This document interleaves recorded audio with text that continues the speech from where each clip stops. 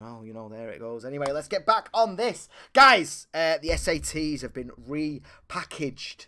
And it's so funny. So, for anyone that doesn't know, a little bit of context for you. There was the diversity, wasn't it? That was the buzzword in American universities. And there was an issue because they were trying to get more black people in, ethnic minorities essentially, more girls and all that. And it turned out what they were doing was kind of racist. Yeah, obviously it was. If you're letting someone in because of the colour of their skin, then that is racist. They're being sued at the moment, and there was an hilarious byproduct of this thinking because Chinese or Asian people, which covers so many different kinds of socio-economic backgrounds and all the rest of it. Let's put that to a side for 1 minute though. What they classed as Chinese, what they classed as Asian, did really well. Really, really well. To the point where Harvard has currently got a legal challenge against them because they were making the entrance requirements harder for Chinese people. You had a lower goal if you were white, lower still if you were Hispanic, lower still if you were black, and yeah, so it's funny actually, isn't it? Because rather than sort of saying, oh well, if you're white, then by default you've had an easy life, which is just ridiculous. They started saying it to Asian people, and they've got in trouble now, and good. They shouldn't be saying it to anyone. Nobody should be brought into a university or a school because of the colour of their skin or because of what genitals they like to put in their mouth. It's ridiculous. It's fucking insane. But because they got done for being racist, and it is racist, it is judging someone on the colour of their skin. Because they got done for being racist, they have now repackaged it into something called the adversity score. And even CNN is looking at this and going, this isn't good. What are you doing? You can't, because now it's so stupid. Conceptually, this approach oversimplifies the adversity any student faces. Yes, of course it does. Into a calculated score derived primarily from generalized environmental factors. Yes, because what you're going to do, you're going to lie, aren't you? Oh, God, yeah, of course I'm gay. I love sucking dick, me. I love it. Oh, cool. There we go. That's 10 points, that. 10 points. You're nearly at Harvard. Not only am I gay, I'm not sure what gender I am. Oh, my God. You get 20 for that, mate. Oh! I'm quarter black as well. Oh, quarter black. Yes. The fuck. You're robbing people. And you know what the end result from this is? From this intellectual racism, intellectualized racism, because that's all it is. Because you're going to get a load of people in the school who shouldn't be there. Fucking Yale, Harvard should be getting the best of the best of the best, and that's it. That should be their criteria. If that means 90% of the student body are Chinese, then that's what it should be, because that exposed faults in the system leading up to it. What's going on? We need to look at that. You need to look at the underlying reasons, not cover it up at the university end. By the time you get to university, there should be a lot less people than there are right now, and it should be the cream, so that degrees mean something. This university, college shouldn't be some fucking glorious right that everyone has. It completely misses the point of the whole fucking thing. It massively does. Massively. The amount of idiots who were at film school with me, like after 3 years, couldn't set a camera recording. Not balance it, just literally didn't know that the red button turned it on. Ridiculous. So anyway, because they were racist, they've now got this other thing that's amazing. It's the Environmental Context Dashboard. It contains no information on the student's race or ethnicity or racial makeup. Okay, they're not asking that. Victory! We've done it. But what they do is they get your area. So they look at, like, if you live in an area that's typically black, primarily black, then it's like, we're not going to ask you, but we know, don't worry, for fuck's sake. The median family income, irrelevant. Percentage of all households in poverty, irrelevant. Percentage of families with children. This is what they're looking at now. So based on where I grew up, I grew up in one of the most economically deprived areas in Europe. I think at one point, actually, I had the lowest life expectancy 1 year. So my postcode would have been like, ding, ding, ding, ding, ding, ding, ding. Does that mean I deserve to be there or not? No, it's got nothing to do with it. Do you want to have... do you want to accept money off some celebrity who's offering to pay for the education of a black person? Oh, you know what? I want to pay for black people. If that celebrity wants to do that, let them do that. You know what I mean? I think that's racist. I think that, putting it on, saying a black person needs their education paid for over a white person is racist. But I know they're doing it for the right reasons. Of course they are. But the university themselves doing it, the university themselves saying, because you are black, you are less. Because you are black, you need more, is disgusting. Astonishingly racist. Percentage of housing units that are rentals. You see, this is the thing, right? This is all legitimate data, legitimate demographics, but it's irrelevant. They should be looking at this and then pouring money into fucking primary schools on the back of it, not universities. I mean, so what? So my neighbours are unemployed, so I should get a place at uni? Fuck off. And all it is because they're legally being told they're not allowed to say race anymore. This is left-wing racism, isn't it? The bigotry of low expectations. And again, they want diversity. They got it. The Asians are kicking ass. They are a minority.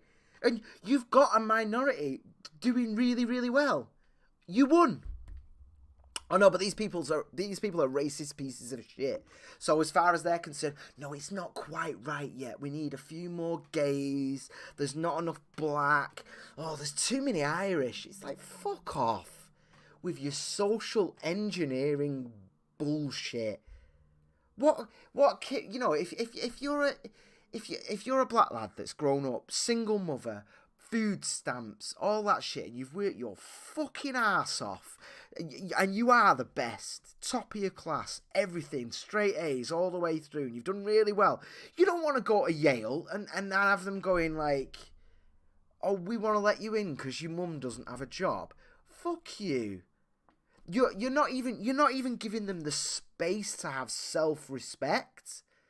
It's like, what the fuck? I mean, I get it in terms of the highest school looking at outside activities. Are you a member of debate associations? Well, I get that.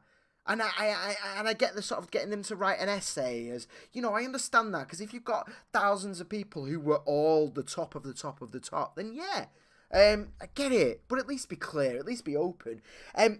The students don't even see these ratings. It's all secret. It's all kept apart. How they work it out. And it's because it's racist. A Chicken said Dundee University does something similar. You fill in a form, depending on how oppressed you are. And the example I always give on this, 1 second.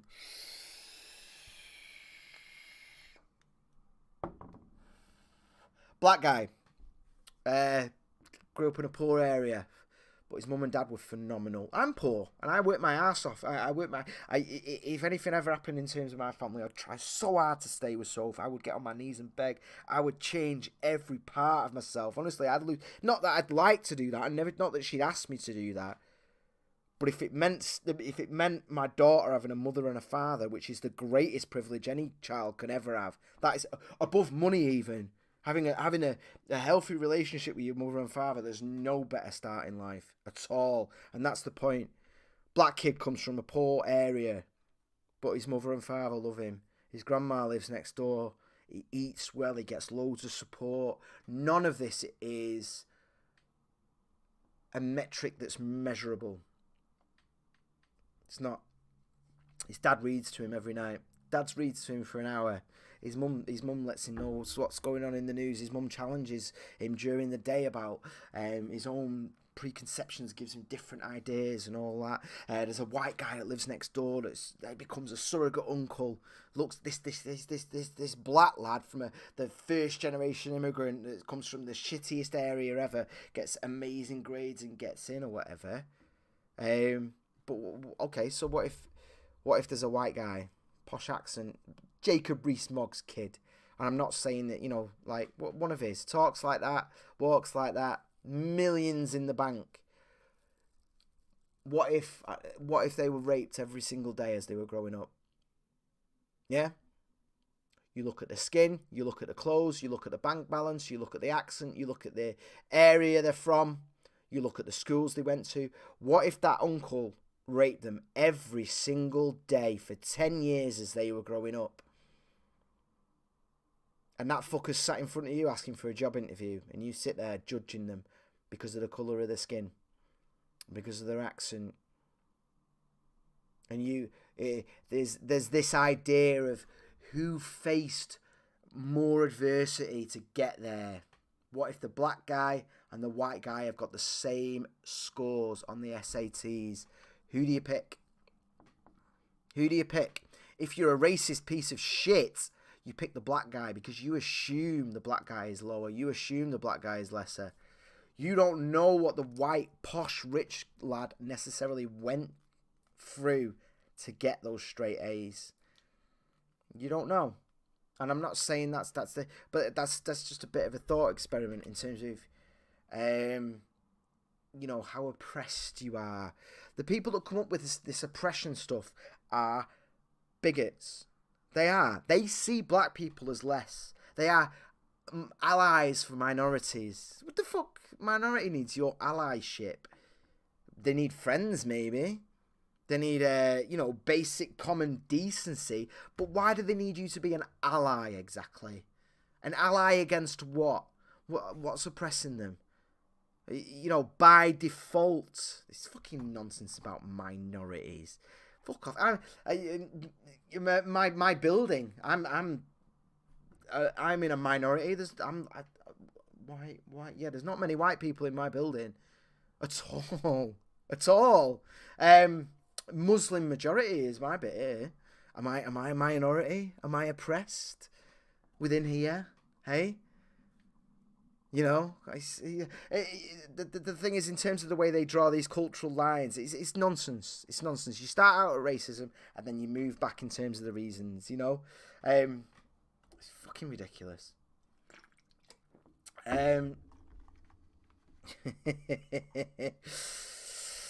Diversity exists and it should be celebrated, but adversity scores sounds like some kind of Northern League football team. Yeah, that's true. That's true. And it exists. But the problem with diversity is it is code for whoever we want. It is code for less whites. It is code now for less Asian people, which is just insane. Don't ask why there is knife crime. Just remove knives. Yeah, true. I'll tell you the answer to that, man. There's a few ghettos in Manchester. There's a few no-go areas. And it's Labour. Specifically here, Labour government, Labour council, man. They've just created these ghettos, and I tell you, this isn't the only answer to it. But I tell you this now, right? This is like fatherless households, shit areas, kids bringing up kids, and it's a core, it's a thing, and I'm not sure exactly what. But one solution, I had this idea, right? So the government just gave away all our council houses to private companies. Fucking joke. They run them terribly. They don't care. The tenants don't care. I suspect I've had a really good idea, right? They say to people living in council houses, you can buy the house. I don't know what the amount would be, but it'd be less, be way less, like £20,000, something like that, something reasonable, right? They say to them, you can buy this house, you will own it, Let's get rid of death taxes, so that you've got something that you can pass on to your kids, so that you've got a stake in your area, you've got an investment, you've got a reason for it to be good, and you've got a reason. Your neighbours have got that reason. You can buy that house for, and I'm talking like way less than it's worth, 20 grand, 15 grand, whatever, right? But the deal is, housing benefit will not pay for it. There's no benefits. You will pay for it. That's it. And that's the risk. Don't force it upon anyone. You can't look at the bedroom tax. It didn't work because it was forced. It's bullshit. It's just created more problems. But something like this, an idea like this, and obviously it could be refined or whatever, you are creating people. Because right now we've just got these ghettos. Nobody owns any property there. Nobody gives a shit. Nobody cares at all. They don't care, and there's no pride, there's no responsibility. These people, and the reason I'm mentioning this with this, it's just this social engineering. It doesn't work. What you need to do, let them own it. Let them own the house. Once they've got a stake in the area, things improve. Private ownership, property rights, pride. You know. I think that's it. I think that's a good idea. I think it take a long time, but you're not engineering it. Then it's not like, oh, the government owns the house, but a private company manages it, and then that company manages the sell. No, it's putting it on them. They own it. If that place breaks, they have to fix it, and they have to pay for it as well. It's their money. They got to go. They got to work. So what are they going to do? They're going to sit around smoking weed all day, playing video games, because the government keeps paying the rent. The government keeps, sending those shitty little, keep giving them just enough money to survive. Or are they going to say, I'm going to whip my fucking ass off and I'm going to buy this place and I'm going to leave it to my kids? And this isn't a race thing. This isn't white, black, or anything. In fact, I'm thinking of white people right now in terms of Manchester's issues. But you've got to pay for it. That's my idea anyway. But we never do anything like that here. It's all just bullshit, isn't it? Right to buy is given to less. No, I'm not getting into the Tories and Thatcher and all that. Patrick has said secure environments when growing up is essential. Communities fragmented. Yeah, communities have been astonishingly fragmented. I was talking last night actually about to myself about it, and her grandparents live in a council house, so it's rented off the government kind of thing, and they're old enough to know real poverty. They're old enough to know how lucky they are, and they treat it. I just assume they own the place because they looked after it so much. Now the Screggs next door, young people, they're playing the same game that so many people play, where it's like, you have a kid, you get a house, you get benefits, you're all right. That's the thing. A lot of people do it. You can't explain it, and that's what they did, right? Garden's a mess, place is shit, antisocial behaviour, noise, little bastards. They've been evicted now, moved on. They don't give a fuck. They don't care. They don't care if their antisocial behaviour brings down the area, brings down the house prices. They don't give a fuck. Because they don't own it. They've got no skin in the game whatsoever. They'll just turn up at the council and go, I need a new house, I'm homeless, I've got kids, blah, blah, blah, blah, blah, blah, blah. There's nothing there whatsoever. And there's a definite generational gap there. And it's that thing of like strong people, weak people, and all the rest of it. There's that generational gap, whereas the grandparents are renting just the same off the same company, but they treat that place like a castle, like it's there. Because they know how bad the world actually is. And they know how sheltered people are. And I think too much of the benefit system in Manchester is just sheltering people from the reality of life. Of like, you know what, just if you work your ass off, you could have something to send back to your kids. You could own your own home or whatever. But here, that's just gone. It doesn't exist. Patrick said, yes, my extended family missed out on council houses sell off. I like the idea of millions of council houses managed as a similar way to early days. Yeah, me too, man. I'm not saying get rid of, but I would say, there needs to be a mixture. There needs to be a huge mixture. We need a lot more houses. Neighbourhoods were much happier back in the day. They were, and part of the reason they were happier is because life was harder. People knew poverty. People genuinely didn't eat for days. We don't have anything like that right now. Not in the UK, anyway. I know shit happens and it's bad, but we don't have anything even close to thingy. Thanks so much, Sutty, for the kind words, and thanks, Patrick, for sharing it. Oh, these racist pieces of shit. I'm going to get rid of that anyway. What's it called? Affirmative action. It's weird, isn't it? Like, I used to work with a guy, right? French guy, Muslim, hated black people, hated him. But I liked his company. I didn't mind. I didn't agree with him on that, but we worked together. It was all right. Really didn't like black people, so the intersectionalists would have had a field day with that, wouldn't they? An immigrant Muslim who hates black people and really hates the gays. But he didn't treat anyone. He didn't treat black people badly. He didn't treat gay people badly. And that's possible. You know, you can live in that world. And I can't remember my point. But yeah, oh yeah, that was it. At least he was kind of honest about it. He didn't, his racism, he's just like, oh, they're dirty, whatever. I don't like them. That he would be straight up and say it. He wouldn't come up with environmental context dashboard. He wouldn't come up with all these ridiculous affirmative action, intersectional feminism. If you're a racist, just say it, man. Just say it. Guys, don't forget to subscribe and share. Please let people know. I do appreciate it. I really do appreciate it. If you find value in what we do, please consider donating whatever is comfortable. We go out 3 times a week. The big show on Thursdays, the podcast on Tuesdays, and of course Sunday's stream, which is only supposed to last for an hour, and I'm currently on an hour and 34 minutes.